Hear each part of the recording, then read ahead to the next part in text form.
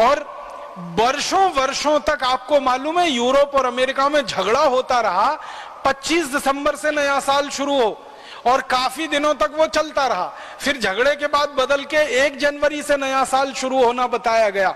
अब 1 जनवरी से उनके यहाँ नया साल शुरू होता है, उसके पीछे का कारण पूछो, कुछ कारण नहीं मालूम है कि 1 जनवरी कोई नया साल क्यों होता है, 15 जनवरी को क्यों नहीं हो सकता, 20 को क्यों नहीं हो सकता, या मार्च में क्यों नहीं हो सकता, अप्रैल में क्यों नहीं हो सकता। वो कहते हैं कि बहुत लंबा झगड़ा था 25 दिसंबर और 1 जनवरी के बीच में, वो झगड़ा सुलझ गया, 1 जनवरी कर लिया गया। 25 दिसंबर को तो फिर भी अर्थ उनके यहाँ समझ में आता है, ईसा मसीह से जुड़ा हुआ है, लेकिन 1 जनवरी तो कुछ भी समझ में नहीं आता किससे जुड़ा हुआ है। और इस देश में ऐसा बेहूदगी वाला हिसाब किताब बन गया है कि 31 दिसंबर की रात को और 1 जनवरी की सुबह देश के मुंबई, दिल्ली, मद्रास, बेंगलोर आदि आदि बड़े शहरों में होटल बुक किए जाते हैं, रात भर पार्टियां चलती हैं, कान फोड़ू संगीत बजाया जाता है और पता नहीं क्या क्या सब व्यभिचार किया जाता है। वो नए वर्ष मनाने का हमने पूरा नकल करके पश्चिम से या यूरोप अमेरिका से अपने जीवन में बसा लिया। और भारत में अगर हम नए वर्ष की बात करें तो भारत के अलग अलग क्षेत्रों में नए वर्ष मनाने की अलग अलग परंपरा है। जैसे आसाम में नया वर्ष बिहू से शुरू होता है, तो बिहू का कोई गहरा अर्थ है हमारे समाज जीवन में, हमारे राष्ट्र जीवन में। बिहू के पीछे पूरी संस्कृति है और पूरी की पूरी सभ्यता का दर्शन है, इसके लिए बिहू है और उसके साथ नए वर्ष की शुरुआत है। इसी तरह दक्षिण में हम चले जाएं तो मानते हैं कि ये दिन खास है, ये दिन खास है। उत्तर में, दक्षिण में, पूर्व में, पश्चिम में। अब ये पश्चिम भारत में गुजरात के लोगों के लिए बहुत महत्व का दिन है, दीपावली वाला। तो दीपावली के अगले दिन से वो नए वर्ष की शुरुआत मानते हैं, क्योंकि व्यापार के हिसाब से वो उनका सारा हिसाब है।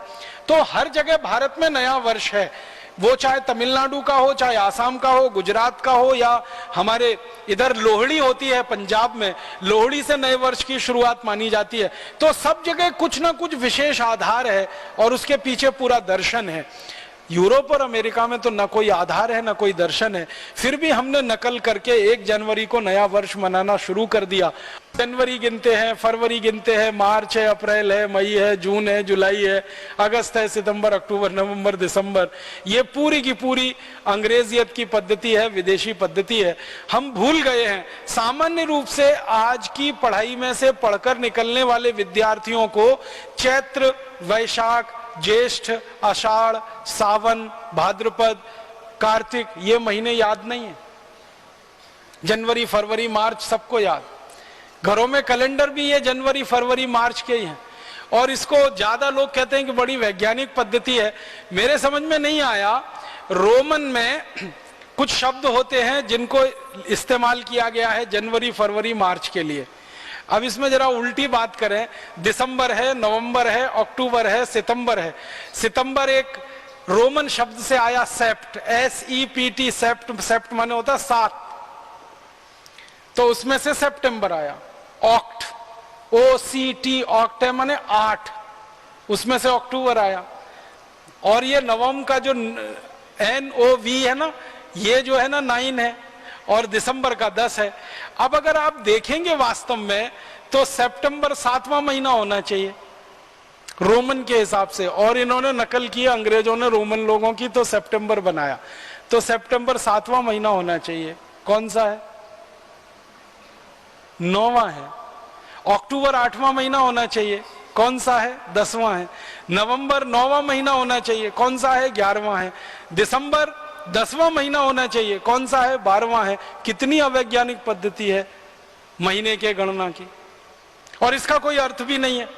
जितने भी अंग्रेज विद्वानों से पूछा जाए जनवरी का क्या अर्थ है, फरवरी का क्या अर्थ है, मार्च का क्या अर्थ है, अप्रैल का क्या अर्थ है, ये शब्द के पीछे की कोई गहराई है क्या, इसकी कोई व्याख्या है क्या? कुछ नहीं है। और हमारे यहाँ हर महीने के नाम का एक विशेष अर्थ है और उसके पीछे एक लंबी व्याख्या है।